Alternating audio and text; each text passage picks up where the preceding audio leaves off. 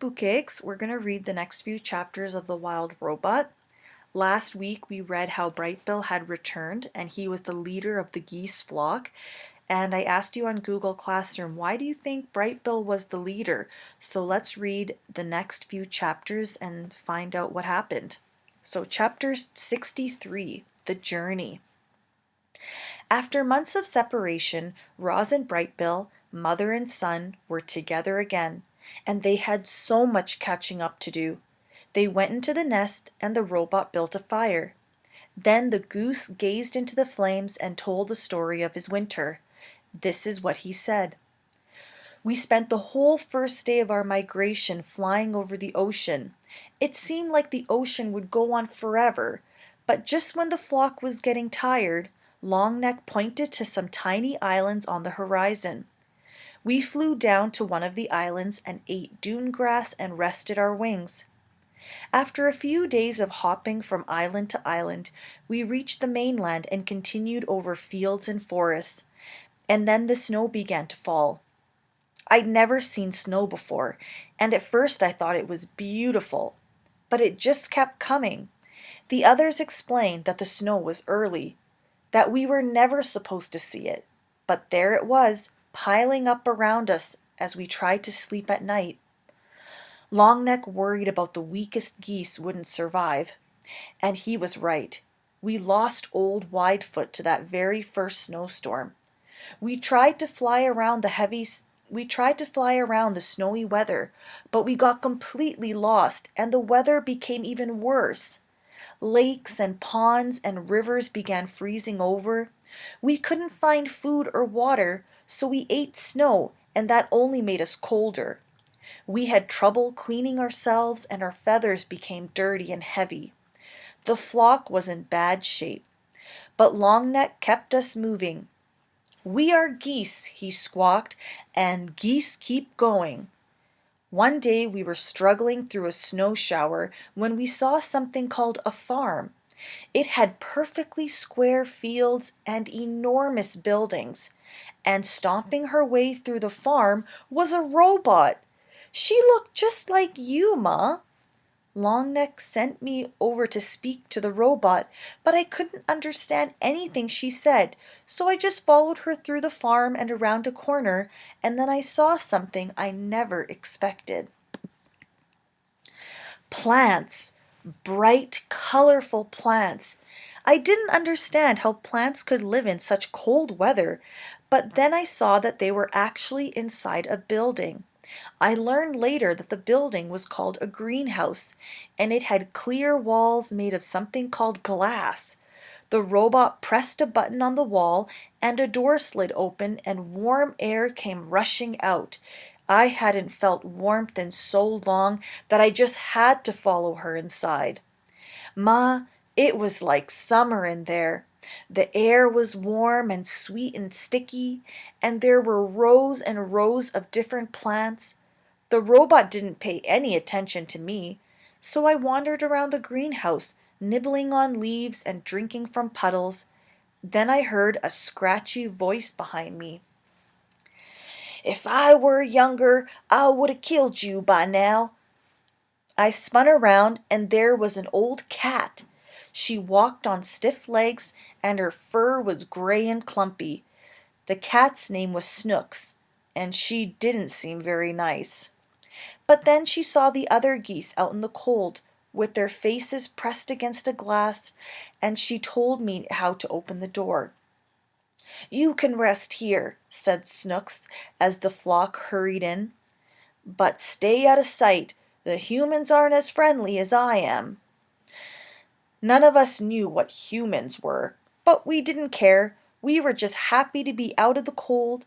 Loudwing was so happy she cried. The flock drank and ate and bathed and slept and stayed out of the way. Snooks showed us where to leave our droppings so they wouldn't be noticed, and for a few days the greenhouse was our home. Once or twice a day the robot would go outside and return with a box or a bag, but most of the time she stayed inside and quietly worked on the plants. There was a barn that I just had to explore. It was filled with animals and machines and piles of straw and two robots. One robot was fixing a broken door when I walked in. She was using a loud spinning tool called a saw. She pushed the saw through a long piece of wood and dust shot into the air. Everything was going smoothly until the saw suddenly lurched forward and sliced right through three of the robot's fingers. But she was fine. A few minutes later, there was a thwip sound as she popped on a new hand. Then she went right back to using the saw again. The other robot worked with the animals. Chickens, sheep, pigs, and cows. They were all in cages. The chickens kept asking me how I'd gotten out of my cage. I was explaining that I'd never had a cage when I heard panicked squawks coming from the greenhouse. I ran back and found that a human had discovered the flock. We didn't know what he was saying, but he looked really angry. Longneck tried to defend us. He got in front and spread his wings and honked, but the human wasn't afraid. He pulled out a shiny stick and pointed it right at Longneck. Snooks hissed, "Look out, he's got a rifle!"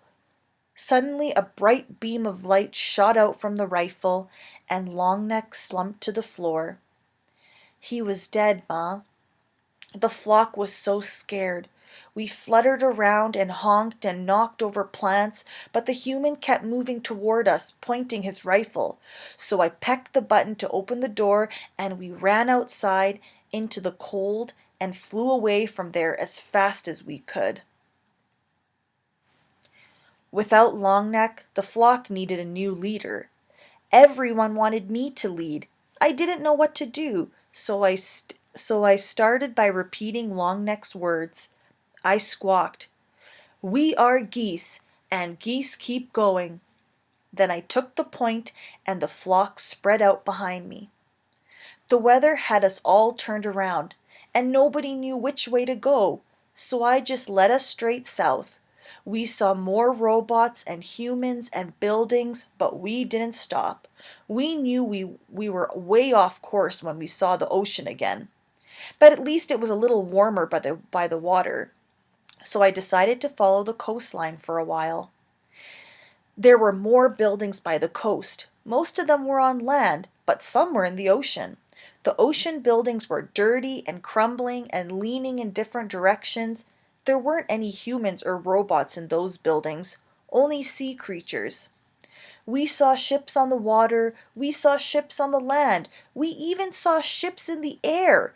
They buzzed through the sky like giant dragonflies, and then we reached a place called a city, where thousands of buildings and robots and humans and ships were all close together.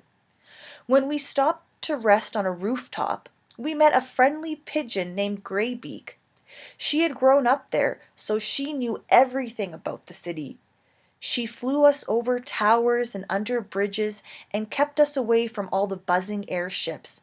And everywhere we went, there were robots. Some of the city robots were just like you, Ma, but others crawled on 6 legs or rolled on wheels or slid up and down the sides of buildings. Some robots were really small and some were really big. They moved things and cleaned things and built things and did every kind of job you can think of. Graybeak brought us down to a ledge on the side of a building and told us to look through the windows. Inside was a family of humans, and they had a Roz robot. When we looked into other buildings, we saw other humans with other robots. Every human seemed to have a robot. I told Graybeak about you, Ma, and she wanted to show us one last place. We flew out to the edge of the city to a really big building called a factory. Graybeak brought us to the roof window, and we looked down into the factory and saw machines building sparkling heads and torsos and limbs. The factory was building robots. A machine held up a robot torso and put two legs under it, and they snapped into place. It put feet under the legs, and they snapped into place. It snapped arms into the shoulders and snapped hands into the arms. A head was snapped onto the top, and the robot was finished. Ma, the robot looked just like you. I think that factory is where you were built. I wanted to watch more robots being built, but it started snowing again, so we said goodbye to Greybeak and continued flying south. We saw fewer robots and humans and buildings and ships. The air became warmer and the snow disappeared. We started seeing other flocks of geese in the sky, so we followed them to the middle of a wide grassy field where there was a lake and hundreds of other geese. We had finally reached the wintering grounds. After all we'd been through together, our flock had become very close. We kept to ourselves, eating and resting and remembering the geese we'd lost. But after a few weeks, we began to mingle with the other flocks. We met geese from all over the world, and they told us about their homes and their migrations and their troubles with the winter weather. Every flock had lost geese on the way there. A few flocks didn't make it at all. Before we knew it, the early spring flowers were poking up and it was time to fly home. We followed the usual migration route north.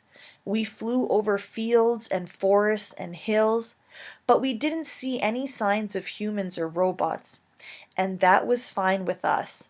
Eventually, we reached the ocean, and then our island, and then our pond, and then I saw you. Chapter 64, The Special Robot. After Brightbill told the story of his winter, he and his mother sat in silence and thought. They thought about poor Longneck and the human who had killed him. They thought about farms and cities and factories. They thought about Roz and where she truly belonged. Then after a while, Roz told Brightbill her own winter story. She spoke of her long, dark hibernation and how she had awoken to find the nest caved in around her. She spoke of blizzards and frozen animals. She spoke of the many lodges she had built and the one that caught fire. But she mostly spoke of all the new friendships she had forged. I used to think that you were the only animal who would ever care about me, she said to her son. I was worried that without you around, I would be alone again. But I was not alone. In fact, I made new friends all on my own. I think the other animals might actually like me. Of course they like you, Ma, squawked the goose. You're the most likable robot I've ever seen, and I've seen a lot. It was true. Brightbill had seen hundreds of different robots that winter, and none of them were anything like Roz. None of them had learned how to speak with animals, or had saved an island from the cold, or had adopted a gooseling. As he sat there watching the robot's animal gestures and listening to her animal sounds, Brightbill realized just how special his mother really was.